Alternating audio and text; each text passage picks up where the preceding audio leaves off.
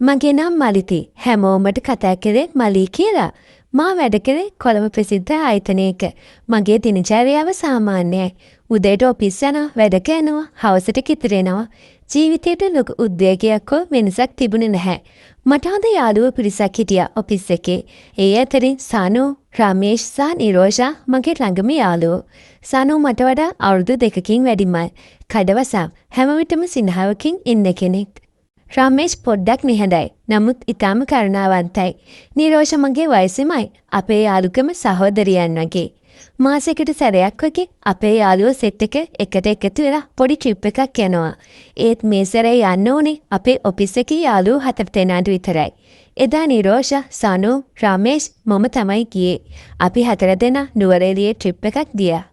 ඒක සැලසුම් කරලා තිබුණේ අපි 4 දෙනාට විතරක් විනෝද වෙන්න.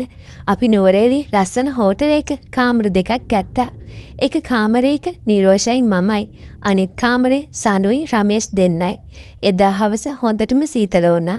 රෑට අපි 4 දෙනාම එකතු වෙලා රූම් එකේම ඩිස්කෝ එකක් දාගෙන පිව්වා.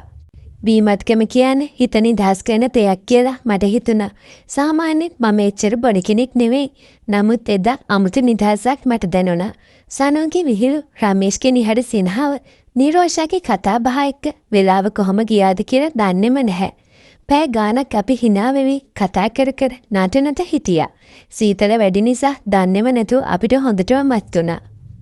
කකුල් දෙක පොළේ වදිනවද නැද්ද කියලා මට තේරුම් ගන්න බැරි වුණා. නිරෝෂට ටිකකින් හොඳටම නිින්ද ගියා. එයා ඇඳට වැටිලා ගැඹුරු නිින්දකට වැටුණා. ඊට පස්සේ ඉතුරු වුණේ මමයි, සනුයි, රමේෂ් දෙන්නයි විතරයි. හෝටල් කාමරේ තිබුණු විශාල රූපවාහිනී චිත්‍රපටයක් බලන්න මට හිතුණා. මම ටීවී එක දැම්මා.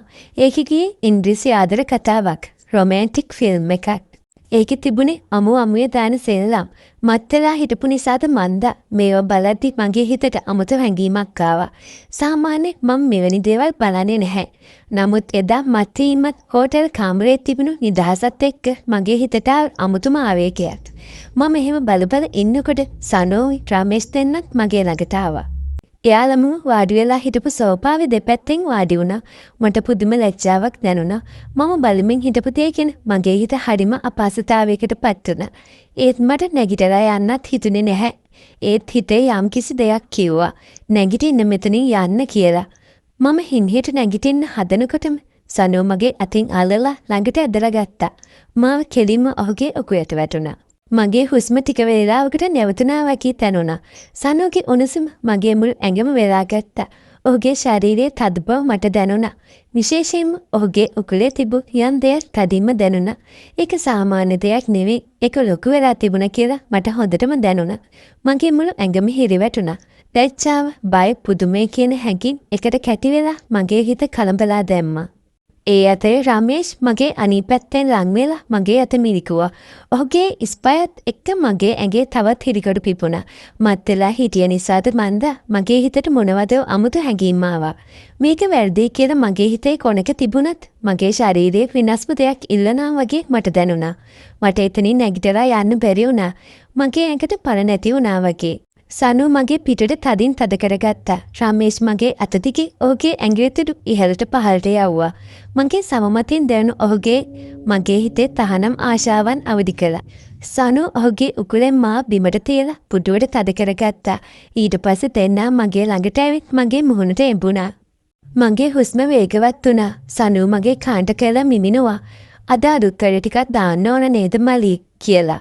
ඒත් එක්කම රමේෂ් මගේ කමුලක් මගේ මුළු ඇඟම ගිනිගත්තා වගේ දැනුණා. මත් වෙලා හිටපු නිසාද මන්දා මට විරුද්ධ වෙන්න ශක්තියක් තිබුණේ නැහැ. නැත්නම් මට විරුද්ධ වෙන්න ඕනේ උනේ නැතිද? මටම විශ්වාස නැහැ. ඊට පස්සේ එයාලා දෙන්න මට එක එක විදිහේ දේවල් කරන්න ගත්තා. සනෝ මගේ හිතේ ආශාවක් අවදි කළා. මට තවත් මදි වගේ දැනුණා. මම මත් වෙලා හිටපු නිසාද? නැත්නම් මගේ හිතේ හැංගිලා තිබුණු ආශාවක්ද කියලා මට තේරුම් ගන්න බැරි වුණා. මම වුන් දෙදෙනාගේම හිස අල්ලගත්තා. මට තවත් මදි වගේ මගේ හිතට මුමුණන්න ගත්තා. ඔයාලා දෙන්නම මට එකට ඕනේ කියලා මගේ කටින් කියවුනේ දන්නේම නැතුව. මගේ වචන ඇහුණු ගමන් එයාලා දෙන්න මගේ දිහා බැලුවා. උන්ගේ ඇස්වල තිබුණේ කුතුහලයකුත් තෘප්තියකුත් මසුරු බැල්මක්. ඊට පස්සේ එයාලා දෙන්න මාව ඇඳට අරන් ගියා. ඒ විශාල ඇඳේ මාව තියලා දෙන්නම මගේ දෙපැත්තෙන් ස්ථානගත වුණා. මම ඔවුන් දිහා බැලුවේ බියෙන් මිශ්‍ර වූ ආශාවකින්. මගේ ඇස්වල තිබුණේ ඉක්මන් කරන්න කියන ඉල්ලීමක්. ඊට පස්සේ එයාලා දෙන්න එකටම මගේ දෙපැත්තේ මට සතුටක් දැනුණා. මගේ කටින් කෑගස් දෙන්න ගත්තා. ඒ කෑගැසීම විඳින වේදනාව නිසාද නැත්නම් සතුට නිසාද කියලා මට හිතාගන්න බැරි වුණා. මගේ ශරීරයේ වේගයෙන් ප්‍රේචාර දැක්වුවා. මගේ මුළු ඇඟම පළ නැති වෙනකම් මට ඒක දැනුණා. මගේ හුස්ම හිර වුණා. දරා ගන්න බැරි සතුට මගේ ඇඟ පුරාම පැතිර ගියා. අවසානයේ ඔවුන් දෙදෙනාම එකවර මගේ ඇඟට සියල්ලම උදා හැරියා. මගේ ඇඟ පුරාම උණුසුම් හැඟීමක් පැතිර ගියා. මගේ ඇස් අඳුර වුණා. මට සිහිය නැති වුණා වගේ දැනුණා. ටික වේලාවකින් සිහිය ආවට පස්සේ මට දැනුණු පුදුම අමාරුවක්. ඇඟට පාන් නැති වුණා වගේ. මගේ ඇඟේ තිබුණු තෙහෙට්ටුව මත්ගැතියත් එක්කම මම ඇඳමතම හාන්සි වුණා. මම මේ අමාරුවටම ඇඳේ තිබුණු සීට් එකක් ඇදලා පොරවගෙන ඇස් පියාගත්තා. ඊළඟට මොනවා වෙයිද කියලා මට හිතාගන්න බැරි වුණා. මගේ ජීවිතේ දැන් වෙනස් වෙලා. මේ රාත්‍රියේ මගේ මතකෙන් කවදාවත් අමතක වෙන්නේ නැහැ. සනු, රමේෂ්, නිරෝෂා, අපේ යාළුකම්, අපේ සම්බන්ධකම් දැන් කොහොම වෙයිද? මගේ හිතේ තිබුණු ලැජ්ජාව, බය, පසුතැවිල්ල වගේම අමුතු විදිහක තෘප්තියකුත් එක්ක බලාපොරොත්තු රහිත අනාගතයක් ගැන චිත්‍රයක්. මේ රහස අපේ ජීවිත කනපිට හරවයිද? මගේ ඇස්වලින් කඳුළු පිරී ගියා.